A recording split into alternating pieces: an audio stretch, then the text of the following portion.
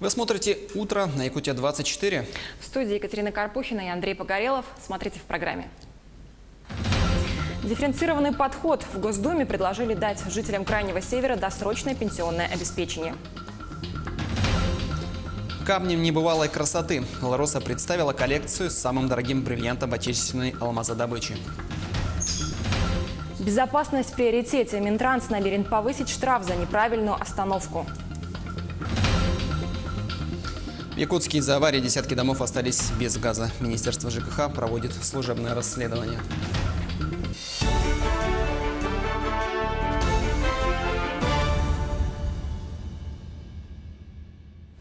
Совет Федерации просит правительства принять меры по сдерживанию цен на топливо. Ведомство приняло на пленарном заседании постановление о ситуации на топливном рынке. Сенаторы рекомендуют Кабмину предусмотреть дополнительные меры сдерживания роста цен на моторное топливо в пределах уровня инфляции в стране на среднесрочную перспективу. В качестве дополнительной меры предлагается рассмотреть возможность предоставления нефтяным компаниям исключительного права поставки нефтепродуктов на экспорт только при условии осуществления этими компаниями обязательных поставок на внутренний рынок. Кроме того, сенаторы просят увеличить субсидии на газификацию сельской местности. Тем временем в Госдуме предложили дать жителям Крайнего Севера досрочное пенсионное обеспечение. По словам председателя комитета Николая Харитонова, одной из проблем для северян является отсутствие по объективным причинам возможности осуществления трудовой деятельности на полный рабочий день, что влияет на расчет северного стажа, необходимого для досрочного выхода на пенсию. Для закрепления населения в труднодоступных районах Крайнего Севера необходимо выработать дифференцированный подход при расчете северного стажа для работающих неполный рабочий день, считает парламентарий. К новостям региона. Резиденты территории опережающего развития Южной Якутии и Кангаласы создали более 4000 рабочих мест. Согласно представленным данным, в прошлом году резидентами двух ТОР инвестировано свыше 10 миллиардов рублей. Всего на сегодня 15 миллиардов рублей. Количество рабочих мест в минувшем году увеличилось на 2800 и достигло 4738. В рамках соглашения, заключенных между правительством Якутии и резидентами, к 2028 году всего в ТОРах планируется создать 7384 рабочих места, а объем инвестиций резидентов составит 112 миллиардов рублей. «Алроса» провела пресс-показ коллекции крупных цветных бриллиантов, среди которых такие уникальные камни, как розовый, ярко-желтый и пурпурно-розовые бриллианты. Звездой показа стал овальный розовый бриллиант весом в 14,83 карата. Это крупнейший розовый бриллиант в истории России. Алмаз, из которого он был изготовлен, был добыт в 2017 году на рассыпном месторождении Эбелях в Якутии. Самым крупным камнем показа стал насыщенно-желтый бриллиант. Его вес составляет 20,69 карата. Он был изготовлен из кристалла редкого медового цвета, ставшего самым крупным желтым алмазом, добытым на территории России в 2017 году. Эти бриллианты в ближайшее время отправятся в Гемологический институт Америки на сертификацию. Интернет-заказы из Москвы будут доставлять в регионы за 1-2 дня. В планах Почты России построить в 38 городах страны крупные логистические узлы. Онлайн-магазины будут хранить там свои товары в целях отправки жителям провинции. Первые подобные центры появятся в Москве, Томске, Тюмени и Оренбурге уже в этом году. По словам экспертов, изменения поспособствуют развитию малого и среднего бизнеса, а также повысят спрос на российские интернет-магазины среди жителей Дальнего Востока и Сибири. В новых центрах будут представлены самые востребованные и не портящиеся товары. Однако эксперты опасаются повышения цен на услуги доставки. По их мнению, компании могут включить в стоимость продукции свои расходы на логистику и обслуживание новых узлов. А прямо сейчас расскажем о погоде в крупных городах Якутии. В Алдане минус 16, пасмурно. Ожидается небольшой снег, который будет идти в течение всего дня. Влажность 80%. Скорость ветра сейчас 3 метра в секунду. Днем возможны порывы до 12 метров. Такая же погода сегодня утром и в Ленске. Минус 16 градусов за окном прямо сейчас. Днем столбик термометра покажет 14 градусов мороза. С утра и до вечера в Ленске ожидается небольшой снег, а порывы ветра будут достигать 15 метров в секунду. В Мирном сейчас 18 градусов ниже нуля. Облачно к концу дня потеплеет до минус 16. Ветер северо-западный дует со скоростью 4 метра в секунду. Днем возможны порывы до 11 метров в секунду. На юге Якутии в Нерюнгри сейчас минус 18 и пасмурно. Ветер северо-западный от 4 до 8 метров в секунду. Днем и вечером воздух прогреется до минус 11 градусов. Холоднее всего в столице региона. В Якутске прямо сейчас минус 34, малооблачно. Ожидается небольшой снег. Давление 752 миллиметра ртутного столба. Ветер северный дует со скоростью 3-5 метров в секунду. Днем ожидается температура до минус 36 градусов. Переходим к новостям экономики. Программа субсидирования полетов на Дальний Восток будет дофинансирована на 5,2 миллиарда рублей. С такой инициативой ранее выступил Минтранс. Средства позволят авиакомпаниям дополнительно продать почти 800 тысяч билетов по специальному тарифу, а это 50% от стоимости усредненного коммерческого тарифа. В пресс-службе Аэрофлота отметили, что уже в январе авиаперевозчик был вынужден приостановить продажу билетов по субсидированным тарифам на Дальний Восток из-за того, что у компании закончились выделенные на это деньги. О других новостях экономики в нашей ежедневной рубрике.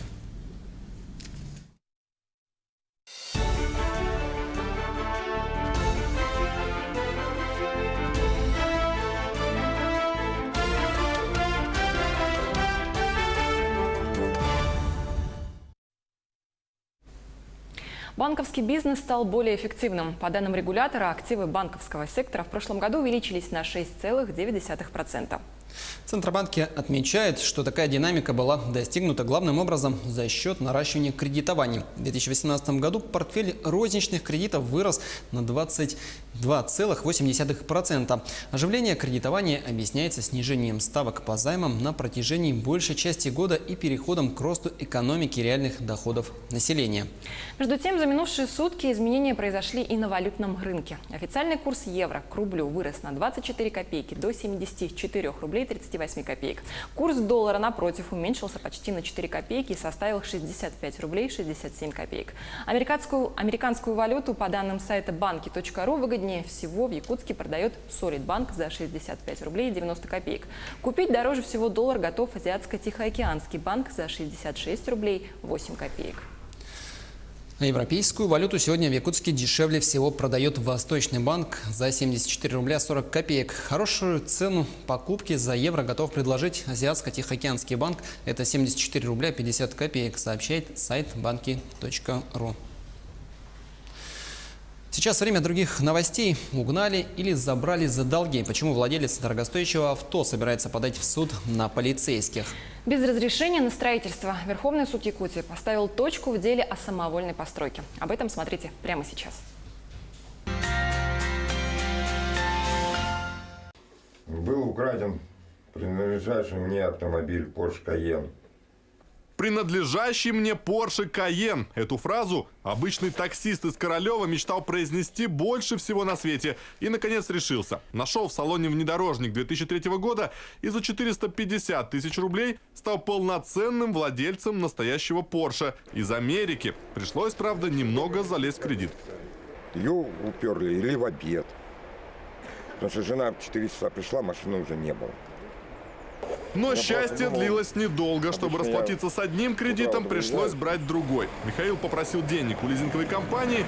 Те предложили деньги под ПТС и подсунули мужчине два договора. Один купли-продажи. По нему мужчина получил за свое авто 66 тысяч рублей. Другой лизинга, по которому он должен был выкупить у кредитора Cayenne в течение 3 лет. Сумма при этом вырастала до 300 тысяч рублей. Но в ноябре мужчина не смог внести ежемесячный платеж. Они мне звонили, ну там просрочка была. Они звонили, смотрите, с вашей машиной что-то случится. Угрожают, просто угрожают. Я говорю, что ты меня угрожаешь? Я говорю, знаешь, можно в Москве-реке поплавать чуть-чуть. Я пацан не промах. Однако в этот раз Михаил оказался промахом. Автомобиль увезли эвакуатором прямо из-под подъезда среди белого дня. Полиция на обращение возмущенного автовладельца ответила спокойно. Мы в курсе, у вас ее забрали за долги. Дело возбуждать не стали, в розыск авто не объявили. Михаил пытался найти лизинговую компанию, но безуспешно. Его кредиторы вместе с Каеном как сквозь землю провалились. Офисы закрыты, телефоны не отвечают. Чистой воды мошенничество, потому что у него там была задолженность, он ее погасил, 15 тысяч рублей, а стоимость машины свыше 1 миллиона рублей. Причем эти деньги, это подтверждено банковскими, так сказать, кредитами и прочее. Поэтому тут чистой воды мошенничество. Я уже не говорю о краже, но если такой договор существует, то это чистой воды мошенничество. 159-я, часть 4. Сейчас адвокат Михаила Зуева готовит сразу несколько исков. Один за отказ возбудить уголовное дело против королевских полицейских, другой к лизинговой компании. Ведь даже если Михаил действительно подписал оба договора, налицо несоразмерность объектов купли-продажи, а значит, речь может идти о мошенничестве. Ну а Михаил с Каена снова пересел на свое желтое авто с шашечками. Максим Бойцов, Константин Савушкин и Леонид Микуляк. Новости 360. И поехать, что они сейчас скажут. О том, что здесь стоял гараж, теперь напоминает лишь след. Владельца заставили убрать незаконную постройку. Сначала районный суд, а после апелляции Верховный суд Якутии поставил точку в этом деле. На сегодняшний день ответчик самостоятельно демонтировал указанную палатку, и привлечение судебных приставов не является обязательным в таком случае. Самодельный гараж хозяин установил весной 2018-го, повесил видеокамеру и табличку «Ведется наблюдение». Вот только разрешения на строительство у гражданина не было. Соседи стройку не оценили. В возведенном гараже жители увидели угрозу. Конструкция закрывала обзор выезжающим со двора водителям. На замечания нарушитель не реагировал. Дети гуляют, заходят иногда он на женщин нецензурной бранью, говорит, ну, это типа его территория. Я понял, что вообще хозяин этого города, и не знаю, как надо разбираться, поднимать вопрос. После проверки чиновники постановили гараж снести. Хозяин постройки с решением не согласился и подал в суд. Ответчик подал апелляционную жалобу на решение Мирнинского районного суда. 14 января 2019 года состоялось рассмотрение судебной коллегией по гражданским делам Верховного суда. В январе 2019-го Верховный суд Республики постановил решение Мирнинского районного суда оставить без изменения. Отношение какое может быть? Только негативное в том плане, что, во-первых, оно перекрывало проезд, перекрывало видимость въезда во двор, выезда. И необходимо было такие гаражи убирать, потому что даже мои знакомые уже интересовались, где приобрести. То есть мы в конце концов получили бы здесь гаражный кооператив во дворе. Конфликт соседей и горе-строителя не исчерпан. От установки гаража пострадал газон и деревья. Кто будет восстанавливать насаждения? Вопрос открытый. Как бы и здесь до суда не дошло. Ирина Балкова, Денис Сиротин, телеканал «Алмазный край».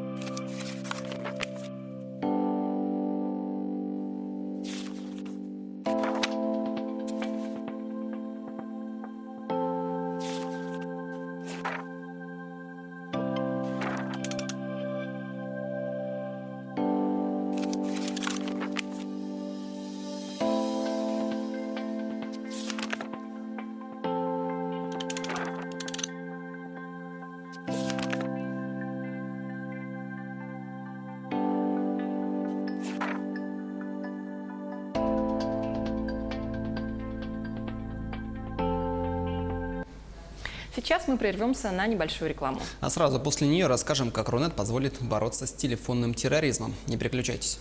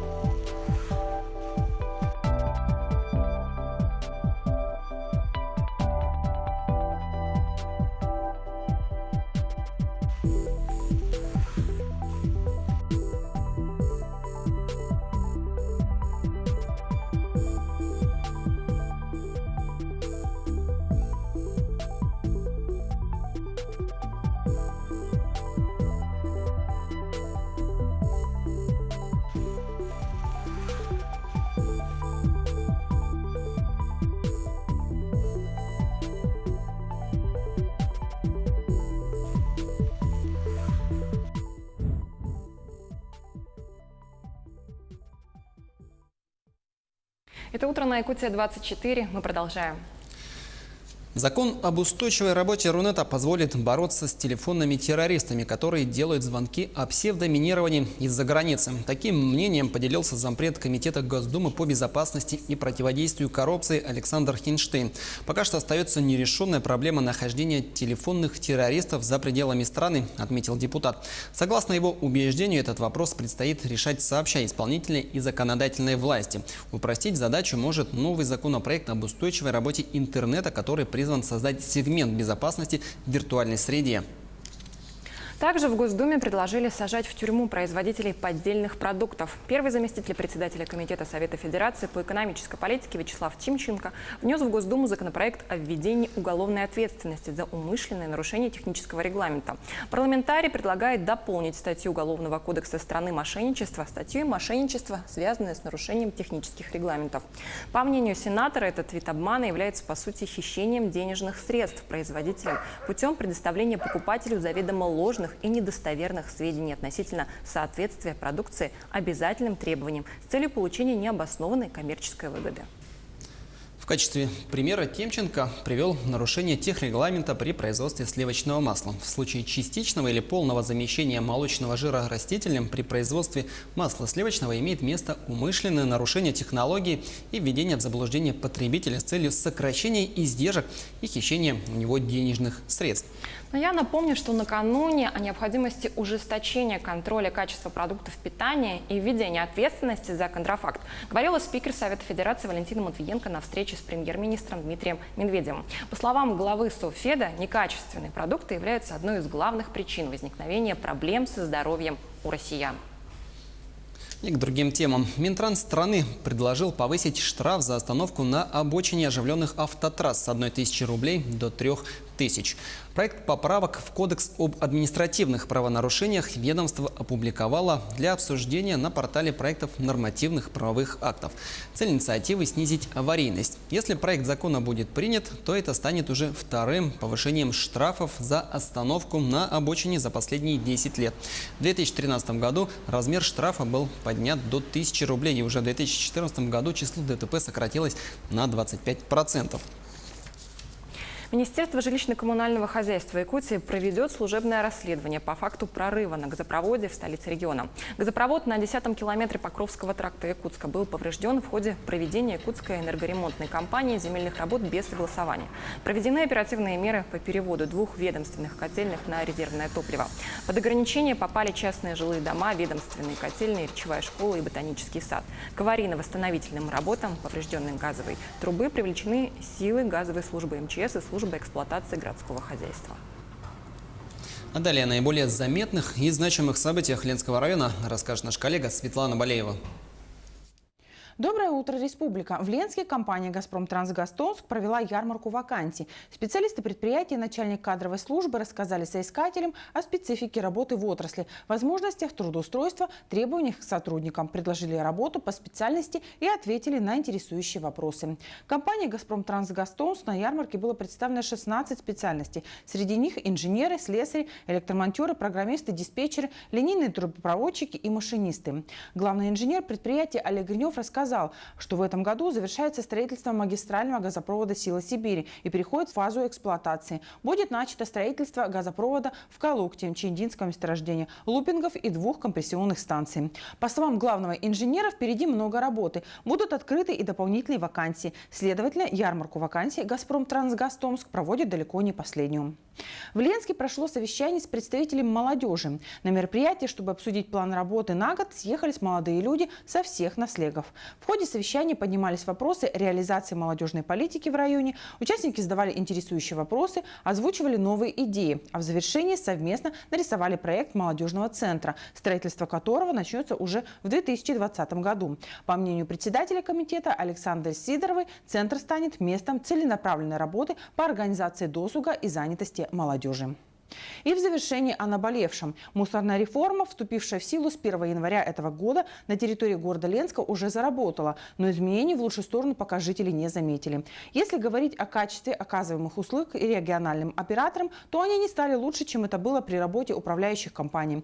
Мусорных баков во дворах домов стало в 2 раза меньше, тем самым контейнера переполнены, отходы складируются на мусорной площадке. Вывоз мусора тоже осуществляется не с завидным постоянством, как хотелось бы. И снова сети мессенджера пестрят фотографиями с переполненными мусорными баками и растасканными собаками по дворам мусором.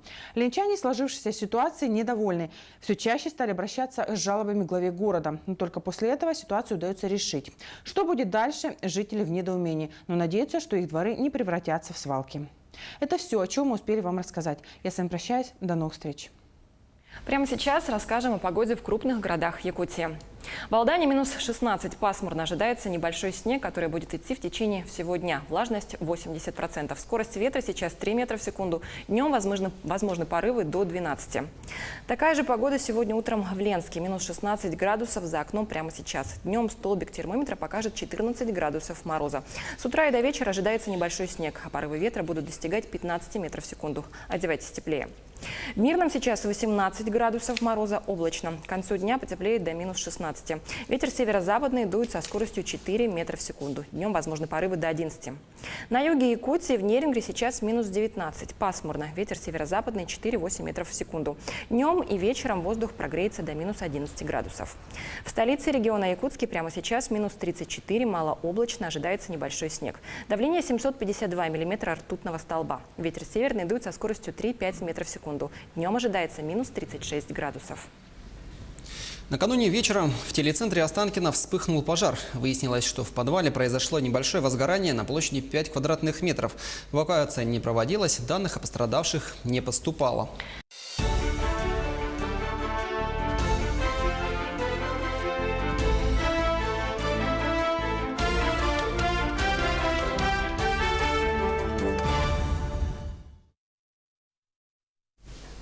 В стране стартовал всероссийский театральный марафон. Один за другим театры России будут по цепочке приезжать друг к другу, передавая театральную эстафету. В Якутию с этой миссией приехал государственный Чукотско-эскимосский ансамбль. Он передаст эстафету Русскому драматическому театру имени Пушкина. И сегодня гость нашей студии, директор Государственного Чукотского эскимосского ансамбля «Эргерон», почетный гражданин России Виктор Цвигун. Виктор Павлович, здравствуйте. Здравствуйте. Здравствуйте. Виктор Павлович, вот первый вопрос таков. Что для вас, как для руководителя ансамбля, представителя сферы культуры, означает объявление в стране Года театра? Вообще, что связано с тем, что культура у нас как бы действительно к ней повернулись лицом, и часто у нас есть какие-то мероприятия, которые связаны с культурной частью, и люди могут увидеть различные коллективы. Это очень здорово, и хотелось бы, чтобы продолжалась и в будущем такая же самая тенденция. Расскажите, пожалуйста, каким составом ваш ансамбль прибыл в Якутию? Ну, у нас состав небольшой ансамбль. У нас в ансамбле всего 20 человек, артистов. Вчера прибыло 16 человек, ну и звукорежиссер, и я там, как руководитель. Поэтому коллектив как бы практически полный, за исключением тех нескольких человек, которые находятся в декрете или по другим обстоятельствам не смогли приехать к вам. А какую концертную программу мы сможем увидеть? Значит, концертная программа у нас называется «Мелодии тундры». Концертная программа театрализованная, то есть мы как бы движемся к тому, что это будет связано все-таки с тем, что это театральное действие. Вот, ну, программа уже у нас как бы показана была. Мы 2 года назад на Восточно-экономическом форуме с данной программой на фестивале «Улицы Дальнего Востока» заняли 1-е место среди всех регионов с данной программой. Я думаю, что она будет интересна зрителю. А дальше вы куда отправитесь? Дальше мы планируем неделю здесь работаем, а дальше мы планируем отправиться в Магадан, Магаданскую область, и там еще недельку отработать. А в районах Якутии куда-то будете выезжать? В районах Якутии мы едем в село Майя и едем в город Покровск. Виктор Павлович, вот ваш ансамбль – это своего рода бренд, такой же знаменитый, как «Березка», хор имени Пятницкого. Вот сложно ли соответствовать такому высокому уровню? Что для этого делаете? Какая работа вообще проводится с коллективом? Ну, в первую очередь, это кропотливая работа с утра до вечера. Ребята действительно в полную силу отдаются своему искусству, тому, что они знают с самого детства, с рождения, передаются из поколения в поколение. И ну, я хочу сказать, что я горжусь тем, что ансамбль действительно имеет высокий уровень, высокую планку. Мы стараемся стремиться дальше. И я думаю, что это дальнейшее наше стремление, оно заметно и по всей стране. Нас приглашают на фестивали. Вот мы 24 марта будем работать в Кремлевском дворце вместе, опять же, с ансамблями, которые вы назвали знаменитыми, что нам очень приятно. Но насколько часто происходит обновление коллектива? Вы знаете, вопрос сложный, потому что никто не готовит танцоров для национальных коллективов, маленьких народностей Севера. Но, тем не менее, мы стараемся просто брать ребят одаренных и готовим сами на своей собственной базе, своими собственными силами. Вот помимо того, что вы профессиональный танцевальный ансамбль, вы еще и способствуете сохранению культуры, как раз-таки чукчи и эскимосы. Вот какую работу вы ведете по сбору и изучению традиций, обычаев северных народов? Ну, у нас богатейшая коллекция есть информативная, которую мы собираем и собирали в те предыдущие годы. В настоящий период мы приглашаем стариков, приглашаем людей, которые еще имеют какие-то знания, познания из той далекой культуры. Вот совсем недавно, в прошлом году, у нас было 50-летие коллектива, мы отмечали, и, соответственно, мы пригласили даже тех, кто был в первом составе коллектива, люди, которые были у истоков, самые-самые, ну, они уже, конечно, пожилые люди, их осталось совсем немного, но, тем не менее, они до сих пор еще бодры и нам показывают свои действия. Мы все записываем, конечно, с ними работаем, стараемся так, чтобы культура была поддержана, и поддерживают не только, допустим, там наши ребята, а поддерживают и другие коллективы, то есть мы работаем сообща в нашем небольшом округе, по площади большом, а по количеству жителей незначительном. Вот. И нам оказывается действие нашей администрации, губернатор, мы действительно как бы на хорошем счету, и хорошие поездки и все прочее, это тоже, конечно, не только наша заслуга, заслуга и народа Чукотки, который может свою культуру показать, ну, всему миру. А есть ли в репертуаре танцы других народов, к примеру, ну, якутские? Ну, я хочу сказать, что у нас попытки были в предыдущие годы, ну, 2000-е годы, да, были попытки, так сказать, как бы разнообразить репертуар другими какими-то танцами. Ну, вы сами понимаете, даже когда приезжаешь в какое-нибудь эскимосское село, то старики говорят: ребят, ну, надо танцевать эскимосские танцы, и вы танцуете их не так, а мы вот должны показать вам так.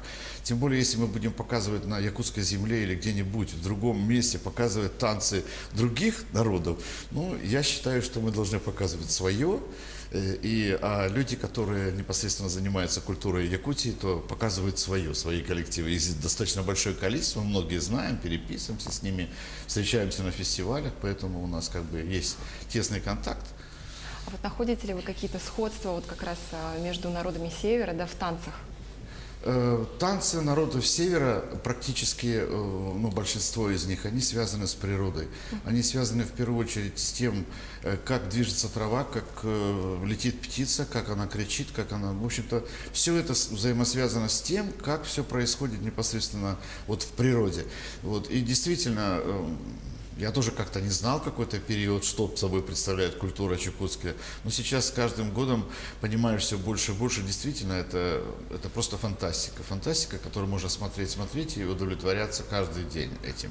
Но все-таки есть же какие-то различия, как, допустим, эскимос видит, как течет река, или как эвенг?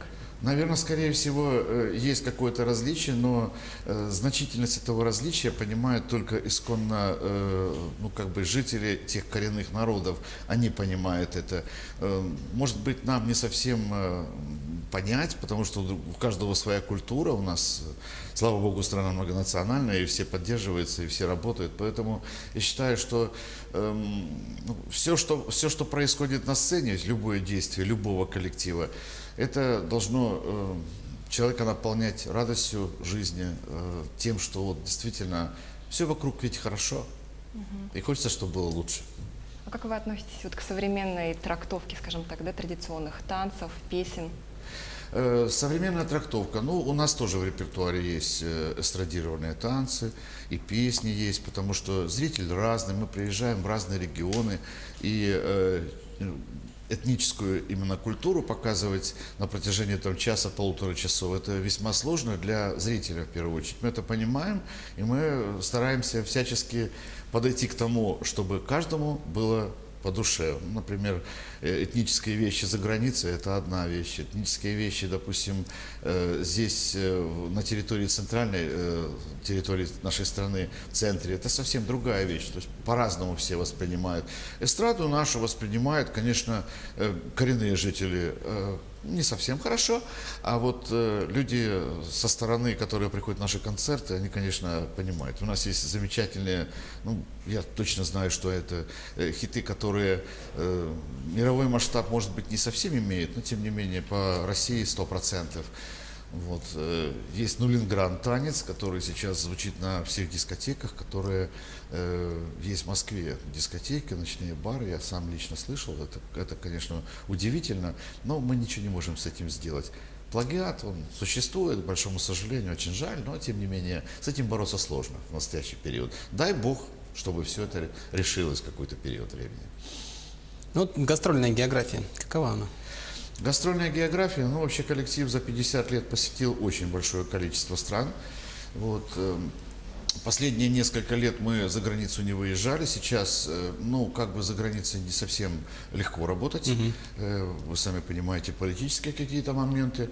Хотя мы вот в прошлом году сделали большой тур по Европе. Ну, не по Европе, мы, в общем, выступали в Италии. Ну, мы проехали на автобусе из Москвы и до Италии. Вот, соответственно, проезжая Польшу, Чехию, там, Австрию. Я не видел нигде, что кто-то относился к коллективу, к людям, которые вот есть. Мы ходили там в какой-то одежде, ну, не национальной, но связанной там с Россией и так далее. Я не ощущал такого вот какого-то пренебрежительного отношения. Работать там легко, но есть нюансы свои. Не все коллективы, ну, такого уровня, как, допустим, наш. Я не хочу сказать, что мы самые-самые, но тем не менее, мы вот были на фестивале в Италии, и, соответственно, нас на протяжении короткого периода, там, считай, 10 дней, мы практически на фестивале не работали. Мы работали по всей Италии. Нас возили везде. У нас был свой автобус, нас возили, мы выступали в разных театрах, на разных сценах, и на уличных, и на таких. Это здорово, людей масса. Подходят, многие знают язык русский, многие там живущие хотят пообщаться и так далее. Ну, действительно, от этого получаешь удовольствие, я как руководитель, конечно. Ну, а ребята, им просто большущее спасибо за то, что они есть, за то, что они работают именно в этом жанре, в этом направлении. И то, что это развивается, то, что это поддерживается, и в том числе и в рамках марафона, это очень хорошо. Каких впечатлений вы ждете от якутских зрителей в таком случае? Ну, я так понимаю, со вчерашнего дня, с момента нашей встречи, нашей посадки в самолете, когда в самолете стюардесса объявила то, что с нами летит государственный чукотско-эскимосский ансамбль, и все аплодировали, это было супер. Когда нас встречали с табличкой такой большой в порту, ансамбль, потом мы зашли в гостиницу, где мы живем, Полярной звезде, в хорошей гостинице, тоже висит большой баннер. То есть, как бы, понимаете, приятно, что встречают высокие лица, из министерства люди приходили и так далее. Нам действительно на сегодняшний момент комфортно. Директор театра с нами вот вчера, сегодня, как бы уже с утра. Поэтому это очень здорово. Ну, разместили хорошо, спасибо. Пока все хорошо, я надеюсь, что будет не только пока, а вообще хорошо. Виктор Павлович, большое спасибо, что ответили на наши вопросы. Успешного вам выступления у нас. Спасибо. И, конечно же, творческих успехов. Спасибо. Я напоминаю, это было актуальное интервью. Сегодня мы говорили о Всероссийском театральном марафоне.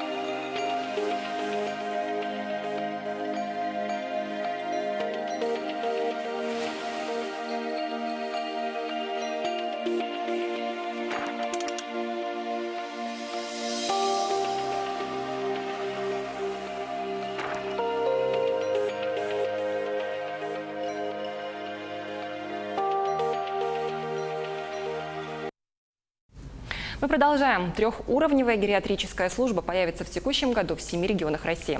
Об этом сообщила в среду на форуме «Здоровое общество на пути к цели 80+» директор Российского геронтологического научно-клинического центра Ольга Ткачева. По ее словам, в России недостаточно гериатров.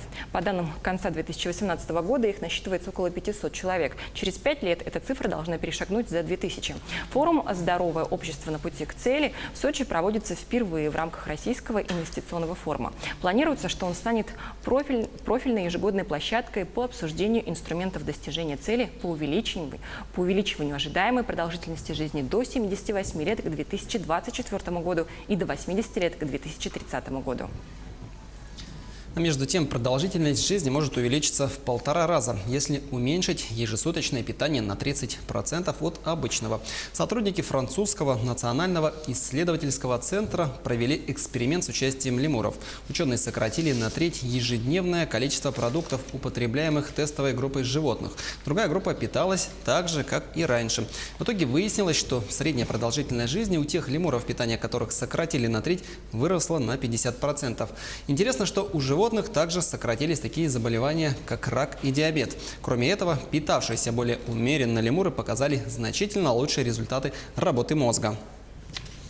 Мы переходим к новостям спорта. В Москве подписано соглашение о проведении Кубка мира по вольной борьбе 2019 в Якутске между Якутией, Объединенным миром борьбы и Федерацией спортивной борьбы России. Также на заседании оргкомитета обсудили ход подготовки к турниру. Документ подписали глава региона Айсан Николаев и президент Федерации вольной борьбы России Михаил Мамиашвили.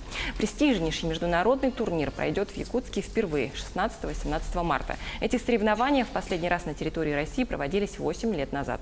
И теперь снова возвращаются в нашу страну. На сегодняшний день свое участие подтвердили 8 команд. Среди них сильнейшие сборные планеты – Россия, Турция, Иран, Монголия, Америка. Михаил Мамиашвили отметил, что формирование сборной нашей страны также идет полным ходом.